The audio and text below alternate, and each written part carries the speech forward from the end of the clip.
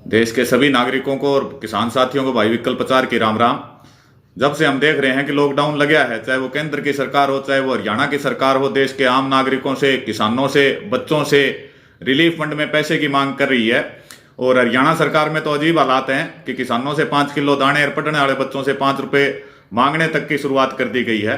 तो पता नहीं इन सरकारों के अर्थशास्त्री कैसे हैं जो इनको क्या फार्मूला दे रहे हैं जिससे पैसा इकट्ठा भी कम होगा और फजीयत भी सरकार की ज्यादा होगी।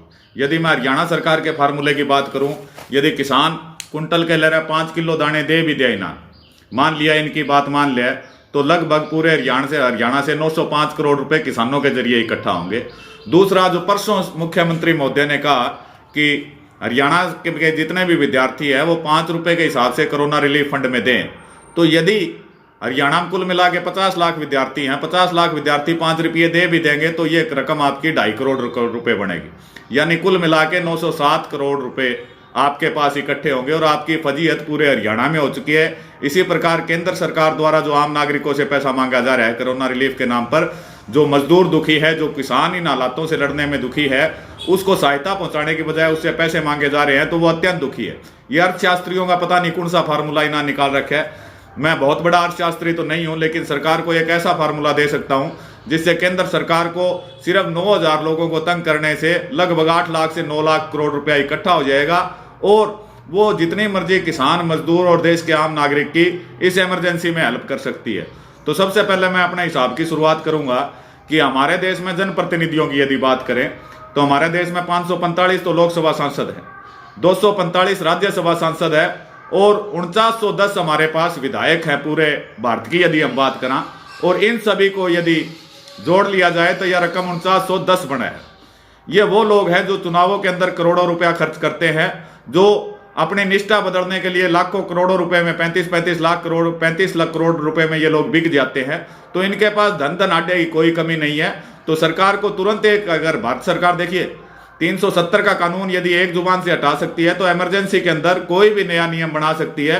तो सरकार को चाहिए जो ये टोटल मिला के 4910 जनप्रतिनिधि हुए, इनसे यदि सरकार 5 लाख पर जनप्रतिनिधि से ले, जो इनके लिए बहुत बड़ी रकम नहीं है, वो भी सरकारी फंड से नहीं, इन लोगों के निजी जो कमाई है, निजी इनकी जो संपत्ति है, उससे प्रत्येक जनप्रतिनिधि से 5 लाख रुपया लेने का काम करें। आप 4910 को 5 लाख तक गुणा करोगे तो यह रकम लगभग बनेगी 2,45 करोड़ 50 लाख रुपए। यानी केवल आपको 4,910 जो धनाढ़ परिवार हैं, जो लगातार राजनीति कर रहे हैं, जो काली कमाई कर रहे हैं, जो चुनावों में लाखों करोड़ों रुपए लगा रहे हैं, उन आदमियों से आपने सिर्फ एक 5 लाख रुपए की रकम लेनी है, जो उनके लिए बहुत छोटी रकम है। उससे आपके पास लगभग 2,45 करोड़ 50 लाख रुपया इकट्ठा हो जाएगा। दूसरा, एक भारत जब आजाद हुआ तो उसके बाद एक गरीबी रेखा बनाई गई।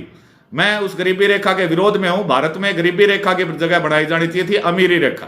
अमीरी रेखा यह तय करती कि देश में व्यक्ति इतने रुपए तक कमा सकता है सालाना, उसके बाद यदि वो कमाई उसके ऊपर की है तो वो कमाई देश हित के काम में, किसानों के काम में, देश के आम नागरिक और गरीब और मजदूर के लिए इस्तेमाल होगी। उसके लिए मेरा केंद्र सरकार से अनुरोध है कि जो भी 100 करोड़ सालाना कमाई से अधिक वाले उद्योगपति है या कॉरपोरेट घराने हैं, जो पूरे भारत में लगभग 4,000 से ऊपर ऐसे परिवार हैं, इन सभी की संपत्ति जो 100 करोड़ से ऊपर है, देखिए 100 करोड़ में चाहे कितना ही राजा रजवाड़ा तरीके से रहने वाला लोग हो, उसका 100 करोड़ साल में काम चल सके। तो 100 करोड़ से ऊपर की संपत्ति कोरोना रिलीफ फंड में जो भी उसने आए साल में 100 करोड़ से ऊपर करी, वो कोरोना रिलीफ फंड में सिर्फ इन 4,000 लोगों से ली जाए, जो लगभग आपकी 6 से 7 लाख करोड़ रुपए बनेगी। 6 से 7 लाख करोड़ रुपए जो भारत के बजट के हिस्से के बराबर है, और भारत में कैश नकदी लगभग 15 लाख करोड़ रुपए है।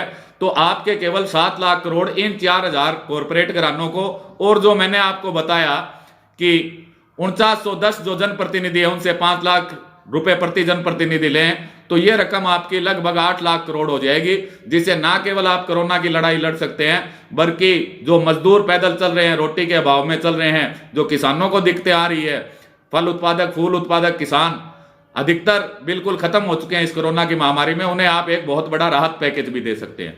साथ में कोरोना के बाद ये नियम लागू हो जाना चाहिए, संसद के अंदर एक विधेयक पारित होना चाहिए दोनों संसदों में, कि ये जो अमीरी रेखा है, अगर आपने गरीबी रेखा डिसाइड कर दी भी इससे नीचे ये लोग गरीब होंगे, तो आपको देश के अंदर एक अमीरी रेखा का कानून भी लाना चाहिए कि देश के अंदर जो भी कमाने वाले बड़े कॉरपोरेट घराने हैं वो जितनी भी सालाना कमाई करेंगे 100 करोड़ रुपए तक वो अपने खर्चे के लिए रख सकते हैं, और जो उससे ऊपर की कमाई होगी वो 70% जो धन है वो सरकारी खजाने में जमा कराना होगा, जो देश के आम नागरिकों की प्रगति और देश के विकास के लिए काम आएगा। आपको अचरज होगा बात सुन के, ये रकम कितनी बढ़ेगी। ये रकम इतनी बढ़ेगी कि सरकार गांव में शहर में रहने वाले हर गरीब मजदूर काश्तकार आदमी को हर महीने 20,000 रुपए सुनिश्चित आय दे सकती है अगर ये अमीरी रेखा का कानून आ जाए।